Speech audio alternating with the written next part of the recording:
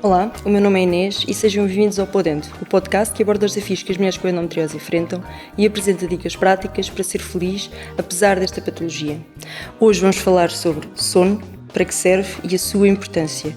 Temos aqui connosco o Dr. Tiago Sá, pneumologista, mas que se especializou em medicina do sono.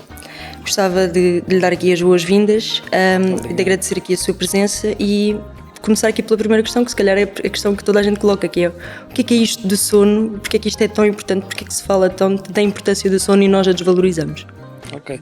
Antes de mais, obrigado Inês e parabéns por isto que estás a fazer aqui neste podcast.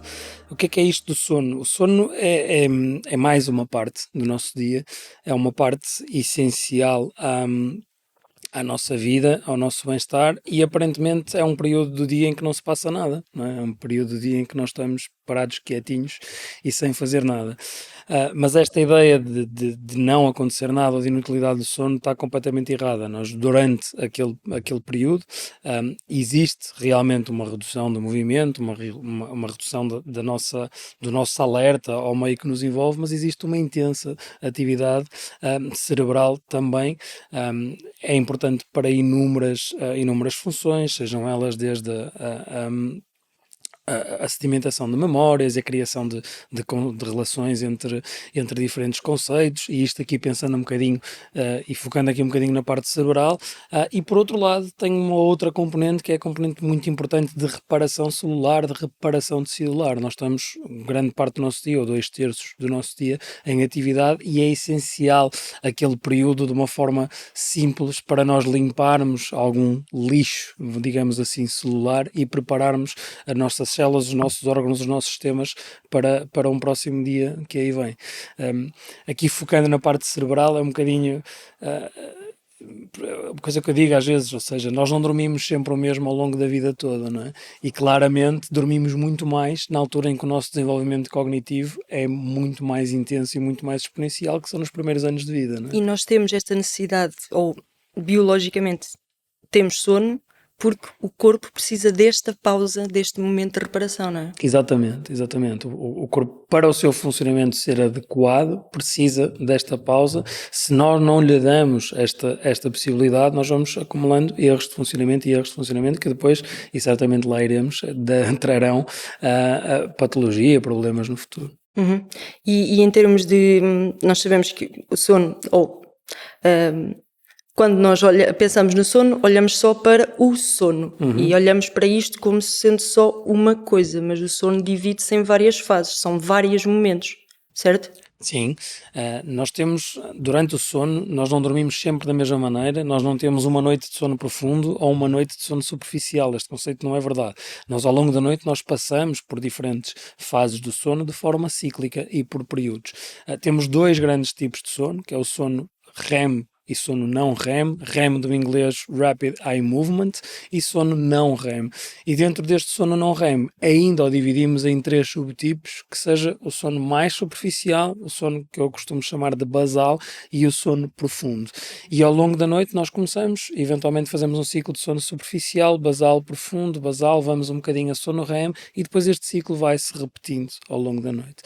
É normal termos mais sono profundo, não REM profundo, na primeira metade da noite, e depois vamos ter mais sono REM na segunda metade da noite. Mas eu costumo dizer que o que acontece durante a noite é uma dança entre estas fases de sono, que têm também e estão estudadas algumas funções que podem ser alocadas particularmente a cada uma destas fases, mas é um processo bastante dinâmico, como estão a ver, e não um processo em que nada acontece. E é interessante perceber que há, de facto, esta quase obrigatoriedade de passarmos por estas fases para que haja uma recuperação completa, mas também é interessante perceber que se há esta necessidade de passarmos por estas fases, porque é que nós desvalorizamos tanto o sono e porque é que nós consideramos que, e posso estar aqui a realizar um bocado, mas porque é que nós consideramos que um colega nosso de trabalho é um herói porque dorme só 4 horas e nós somos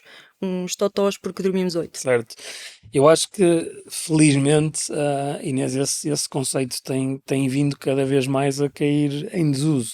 E se nós pensarmos, se calhar, nos últimos 10 anos, o alerta da população geral para a importância do sono é significativamente maior do que era nos anos 70 ou nos anos 80, não é?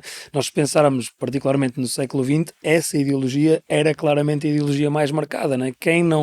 Quem dormia 8 horas por noite era preguiçoso. Mas E aí isto estamos a falar de um processo de industrialização que nós também ainda não o perdemos, não é? também, claramente, e a questão das 8 horas, não é, vem muito também desse processo de industrialização, mas em que lá está, o que era um bocadinho fomentado era que se tu querias sair um bocadinho mais da roda e chegar um bocadinho mais longe, tinhas que fazer algo mais, e esse algo mais, o que era mais promovido e aplaudido era dormir menos e trabalhares mais, não é? E nós sabemos, na medicina, que claramente isso não é rentável e não é produtivo, porque nós, dormindo menos, vamos produzir menos e vamos produzir pior, vamos ter uma maior propensão ao erro e não vamos ser tão capazes. Obviamente que vamos ter mais tempo para fazer mais tarefas, mas não vamos fazê-las de uma forma tão capaz, e então no longo prazo acaba por ser contraproducente nesse sentido. Mas o que dizes, eu acredito mesmo que essa forma de ver as coisas está a mudar, mas foi claramente, seja por políticos, seja por administradores de sucesso, seja até por artistas, foi muito passada essa ideia de que dormir pouco era uma mais-valia e um sinal de querer um pouco mais e de ser trabalhador, o que claramente sabemos que não é verdade, e temos que claramente desconstruir um bocadinho essa ideia. Uhum. Voltando aqui então à questão do sono, nós passamos então por estas fases, estamos num processo de recuperação. Porquê é que temos sonhos? O que é isto de sonho? Sim, os sonhos, é engraçado que os sonhos, por serem uma atividade tão particular, são um motivo de estudo desde há milhares de anos atrás, e já foram dadas interpretações bem diferentes aos sonhos. Hoje em dia nós sabemos que os sonhos têm, até já foi inclusivamente pensado, que os sonhos eram mensagens enviadas pelos deuses, ok? E algo externo que nos era interiorizado durante a noite. Hoje sabemos que não é assim. Hoje sabemos que os sonhos têm origem no nosso cérebro, têm origem nas nossas memórias, têm origem naquilo que nos aconteceu no passado, seja esse o passado mais recente ou um passado mais longínquo, ok? Os sonhos são uma representação cerebral que nós temos durante a noite das nossas experiências.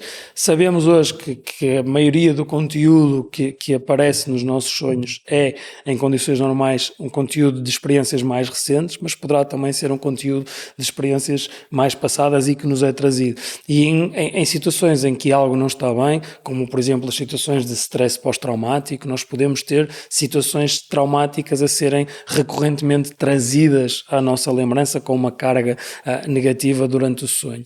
Sabemos também, para além dos sonhos, também poderem ter, alguém que sonha com alguma situação vai acabar por ter uma maior facilidade de se recordar dessa situação ou desse conceito durante o seu dia, por isso acabam por ter aqui também um papel relacionado à memória. E existe alguma investigação muito, muito interessante do papel dos sonhos na nossa adaptação, da nossa carga emocional a determinadas experiências, e se calhar de uma importância dos sonhos para nós nos adaptarmos ou ultrapassarmos determinado tipo de experiências. E eles afetam a nossa qualidade de sono?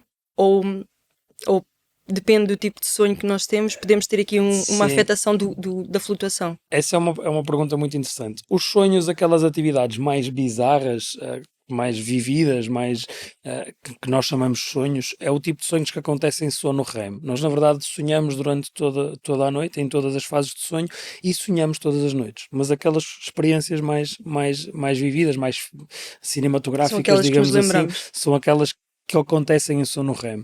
Nós lembramos-nos dos sonhos se acordarmos a meio do sonho ou perto dele. ok? Se eu acordar numa outra fase em que não estou a ter aquela experiência, eu não me vou recordar do sonho. É muito frequente dizer, não, eu não sonho. Não, toda a gente sonha, ok? Podemos é de manhã não nos recordarmos desses sonhos. Quando me perguntam, eu durmo muito mal porque sonho muito.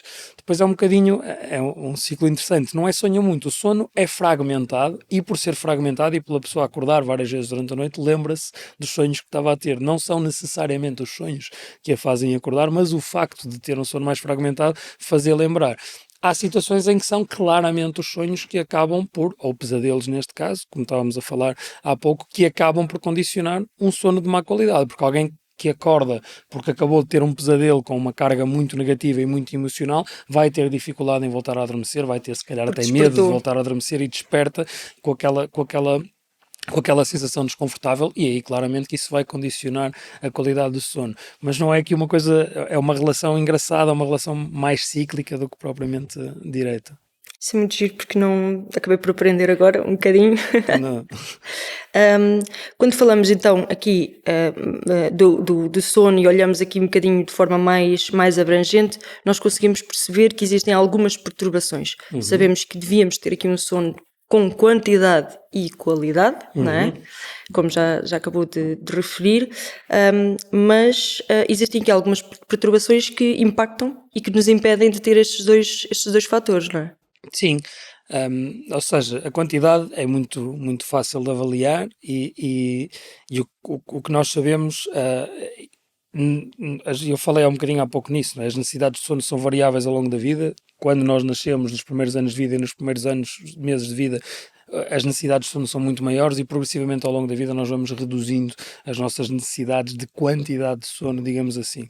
Em idade adulta, o tempo de sono recomendado para a esmagadora maioria da população é as 7 a 9 horas de sono. Não quer dizer que não exista uma pequena franja de indivíduos que realmente precisa de mais do que estas 9 horas de sono, mesmo que não tenha patologia do sono propriamente, mas também uma pequena percentagem de indivíduos que precisam de menos do que estas 7 horas recomendadas.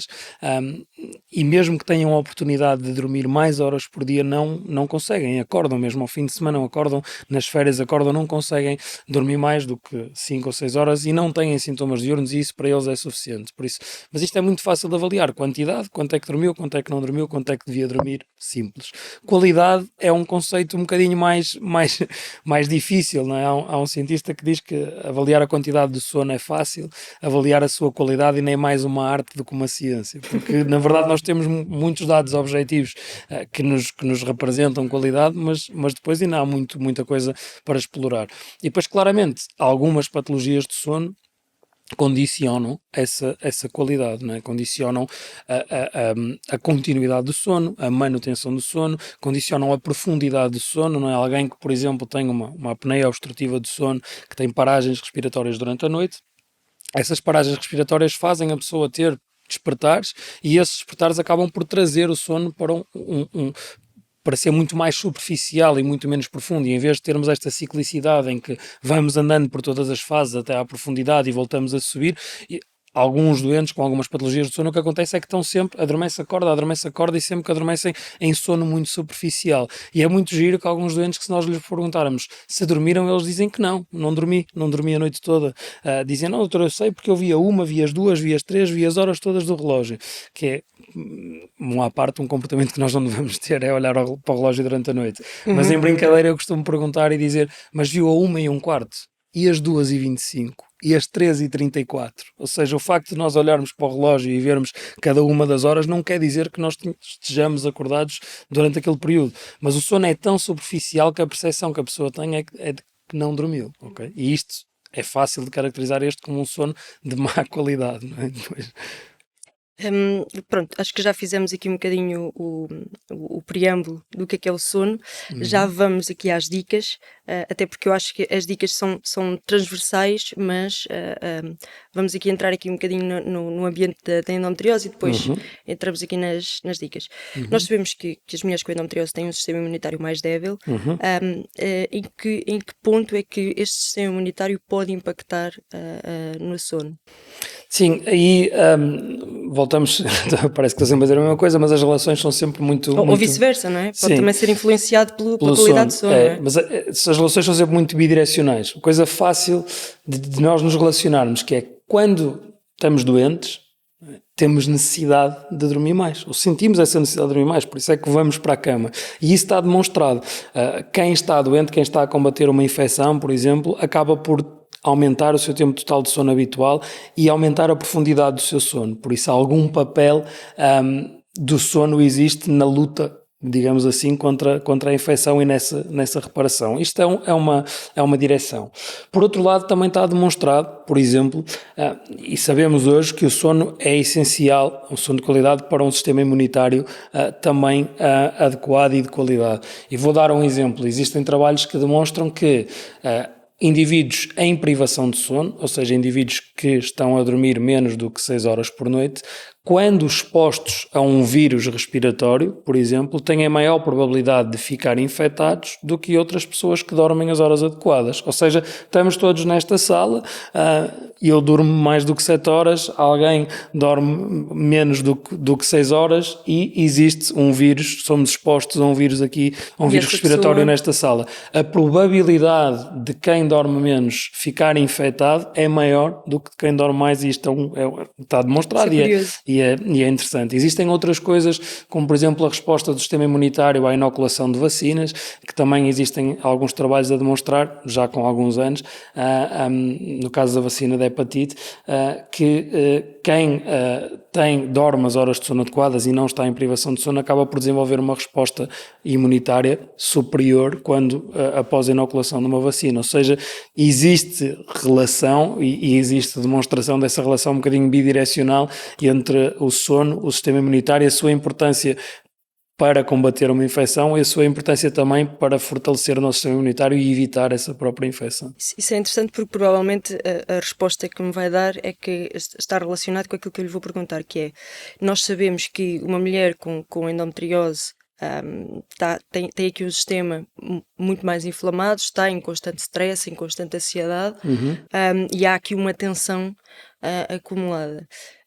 De que forma é que o sono pode ter aqui um papel importante para fazer aqui esta gestão da tensão? Sim, devido à inflamação. Sim, pode, no caso da privação de sono ou de um sono muito fragmentado e muito superficial, pode trazer ainda uma maior carga de inflamação sistémica a esse indivíduo e a esse sistema que já é por si só inflamado, porque é isso que nós sabemos, ou seja, que quem está em privação de sono tem maior inflamação sistémica generalizada, e também quem tem frequentes despertares durante a noite e um sono muito fragmentado o tem, e que o sono em quantidade adequada e reparador e de qualidade acaba por contrariar esta tendência, este comportamento inflamatório, digamos assim. Eu vou passar aqui a apresentar aqui o livro que escreveu, que é Acabo com as Noites em Branco. E acaba por apresentar aqui este livro como se fosse uma espécie de um guia prático, não só para desmistificar um bocadinho os mitos, mas também para trazer aqui algumas verdades para cima da mesa e ajudar aqui as pessoas a valorizar a importância do sono. Pronto, acabo por confessar que o livro é bastante interessante, não pelo conteúdo em si, mas pela forma como está escrito. Acaba por ser um livro que eu li de uma vez só, em poucas horas. E, portanto, uma das coisas que me saltou à vista quando estava a ler o livro, obviamente que há um interesse da minha parte, quando estou a ler o livro, de tentar compreender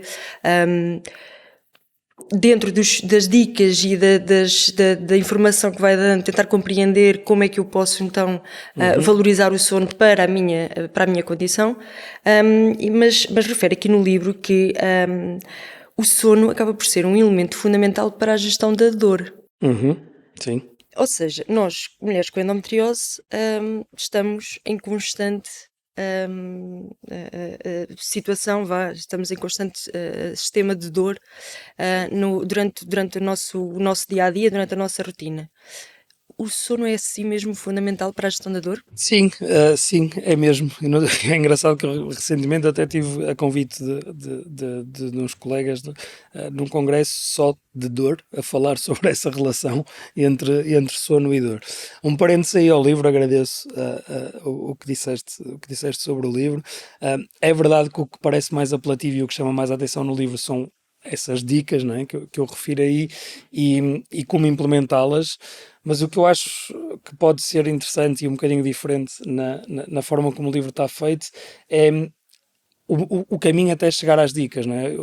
A ideia é um bocadinho explicar como é que o sono funciona, o que é importante para o nosso sono de um ponto de vista mais genérico e algumas particularidades para que depois o leitor, quando leia uma dica, entenda a razão daquela dica. Porque E mais do que isso, a minha experiência na leitura do livro foi quando eu li as dicas, parece que já as tinha lido anteriormente. Pronto, exatamente, portanto, parece que já isso, estava a anotar. É isso, é um bocadinho isso, é levar um caminho em que nós explicamos os mecanismos, quando a dica aparece, ela é familiar, a pessoa, não, eu percebo porque é que me estão a sugerir isto, porque aquilo, aquilo outro e etc. E isso acaba por poder ser a parte mais gira do livro do meu ponto de vista. Em relação à dor, sem dúvida que existe novamente uma relação bidirecional aqui entre o sono e a dor. Ninguém consegue ter um sono de qualidade se tiver com dor, ok? Seja essa dor musculoesquelética, uma dor de costas, uma dor no ombro, não consigo deitar-me para este lado porque este ombro me dói, eu habitualmente durmo para este lado e é a minha posição de conforto, eu não vou conseguir dormir da mesma forma se tiver com dor. Isto é um caminho, é um exemplo e é óbvio. O outro lado que traz aqui um bocadinho mais e que pode ser muito, muito importante é que a própria falta de sono altera os nossos mecanismos de dor e a privação de sono leva a que as nossas áreas cerebrais que são responsáveis pela sensibilidade e pela estimulação da dor estejam mais ativas, em contraponto com as áreas que são mais responsáveis pela modulação da dor e por este apagar, digamos assim, da dor, que acabam por ser menos ativadas em quem está em privação de sono. E nós sabemos que indivíduos privados de sono, para o mesmo estímulo doloroso, sentem mais dor, ou seja, uma dor de intensidade maior para o mesmo estímulo quando dormem menos do que quando dormem mais. Daí que quando estamos a falar aqui da mulher com endometriose, que muito da sua vida depois vai passar por gestão da dor e conseguir viver sem dor, que não há dúvida que o sono pode ter aqui um papel muito, muito importante. Não há dúvida que o sono pode ser numa instância um problema, ok? Porque a dor pode condicionar, mas quando se consegue controlar a dor, o próprio sono de qualidade vai ajudar a otimizar ainda mais este controle. E é interessante dar aqui um bocadinho este contexto, porque isto está encadeado com a questão seguinte, que é a privação de sono tem impacto na nossa alimentação. Portanto, se nós estamos aqui com esta questão da dor, vamos ter aqui uma privação de sono, ou à partida o nosso sono vai ter menor qualidade e, portanto, vai afetar aqui a nossa alimentação. E que é que há aqui esta relação? Sim, em relação com a alimentação existem aqui algumas questões, que é, quando nós estamos privados de sono, nós temos naturalmente mais apetite, ok? Porque existe um descontrolo das hormonas que nos dão apetite ou saciedade, e que quando estamos em privação de sono produzimos mais hormona do apetite e menos hormona da saciedade, digamos assim. E depois há uma parte aqui mais de comportamento, não é? Que também é influenciada. Nós, quando estamos privados de sono, somos mais impulsivos, procuramos coisas que nos dão prazer mais imediato. E isso nas escolhas alimentares é muito notório. Não? Nós vamos procurar coisas com açúcares de absorção mais rápida, que nos dão energia mais rápida, que nos dão prazer de forma mais rápida, e essa claramente não é a alimentação mais adequada para quem tem um estado inflamatório e que deve procurar naturalmente uma alimentação mais saudável e mais equilibrada. Se nós pensarmos a minha realidade, não é, o contexto hospitalar, em que muitas vezes estamos a trabalhar em horários que não são os ideais e em privação de sono, se formos ver o que é que os profissionais comem durante a noite, não é? Ninguém às 4 da manhã vai comer, ou idealmente deveria fazê-lo, mas é muito mais provável comer um chocolate que foi buscar uma máquina de venda livre do que uma peça de fruta descascada, não é? Um bocadinho isso. Isto é interessante porque, na verdade, há um encadeamento e é engraçado perceber que há um encadeamento brutal do sono com todas as ações do nosso dia a dia. E portanto, eu gostava de partir aqui para a parte das dicas, mas gostava de começar pelas dicas do nosso dia, que é durante o dia nós devemos preparar a noite. Isso, disseste exatamente, usaste as palavras ideais, não diria melhor. Uma boa noite de sono começa a ser preparada quando nós começamos o nosso dia. É essencial, algumas coisas simples, mas a regularidade de horários para um sono de qualidade é essencial. Nós não falamos disso, mas os mecanismos do sono, é importante a integração entre o nosso ritmo circadiano, o nosso relógio biológico e também os nossos períodos de vigília e de sono. Nós, quando acordamos, vamos começando a acumular pressão de sono até ao momento em que vamos dormir. E se essa acumulação e se as horas que nós estamos acordados, o período que nós estamos acordados, for sempre no mesmo horário e estiver acertado com o nosso ritmo circadiano, isto vai ajudar a uma promoção de um sono de mais qualidade. Agora, se por exemplo eu chego ao final de semana e em vez de me deitar às 10 da noite ou às 11, me vou deitar às 4 e acordar ao meio-dia e depois no dia a seguir vou-me tentar deitar novamente às 10, claramente que eu não vou conseguir dormir da mesma forma apenas 12 horas ou 10 horas depois de ter acordado, porque o período que eu tive acordado foi demasiado curto para eu ter pressão de sono para um sono de qualidade. Portanto, a regularidade de horários é essencial. E depois não só a regularidade, mas a maneira como nós organizamos o nosso dia. É muito importante que nós consigamos ter períodos de trabalho, períodos de descanso e lazer e um período particularmente de relaxamento, de preparação do sono antes de irmos para a cama. Será muito difícil obtermos um sono de qualidade e conseguirmos adormecer com facilidade se nós estivermos a responder a solicitações de trabalho, ou a terminar um projeto, ou a responder a e-mails, ou o que quer que seja, até meia hora antes ou 15 minutos antes de irmos para a cama. De repente fechamos o computador, vamos fazer a nossa higiene e vamos para a cama. A nossa cabeça não teve tempo de se preparar para o período de descanso que vamos ter e vamos claramente estar muito mais agitados, vamos enfrentar dificuldades em adormecer e mesmo se estivermos muito cansados e adormecermos, provavelmente nós vamos estar mais alerta durante aquela noite do que se tivéssemos parado de trabalhar ao final do dia, tivéssemos tido um período de lazer, tivéssemos estado em casa, tivéssemos feito alguma coisa que nos dá prazer e a seguir tranquilamente nos tivéssemos preparado para ir dormir. Por isso, claramente que uma boa noite de sono começa a ser preparada de manhã, quando nós fazemos a nossa agenda. O que eu digo é, o horário de sono deve estar na nossa agenda exatamente da mesma forma que está uma consulta, uma reunião de trabalho, o que quer que seja. Não deve ficar para o fim, que é, vou dormir quando tiver tudo feito, não é? Então, nós cada vez, então, nos dias de hoje temos mais coisas para fazer e se formos assumir essa premissa, daqui a bocado não dormimos, porque temos sempre alguma coisa para fazer, não é? Apesar do dia ser finito e ter só 24 horas. Exato. Outras dicas que acaba por dar e que eu acho que são interessantes aqui numa ótica mais generalista é a preparação do quarto. Há aqui um cuidado a ter na forma como nós nos organizamos e organizamos o quarto, não é? Sim, essas dicas estão organizadas em 3 dimensões, que é o Sim. corpo, o cérebro e o quarto. E o quarto, o espaço onde nós dormimos, é um espaço que é muito importante que seja promotor de um sono de qualidade. E para isso deve ser um espaço que nos é confortável, deve ser um espaço que é acolhedor, deve ser um espaço que deve estar limpo. Vamos imaginar alguém que tem uma rinite alérgica, não é? Que quando exposto a pó, etc., espirra, tem obstrução nasal, tem desconforto. Se estiver a dormir num quarto de hotel com uma carpete ou um tapete que tem pó ou cortinas, Lá se vai o descanso. não vai conseguir dormir adequadamente. Por isso, o espaço é importante em várias dimensões. Depois há coisas aqui um bocadinho que se calhar é mais óbvio, não é? Mas É importante que o espaço seja silencioso, porque a estimulação sonora condiciona a qualidade do nosso sono e condiciona a fragmentação do sono.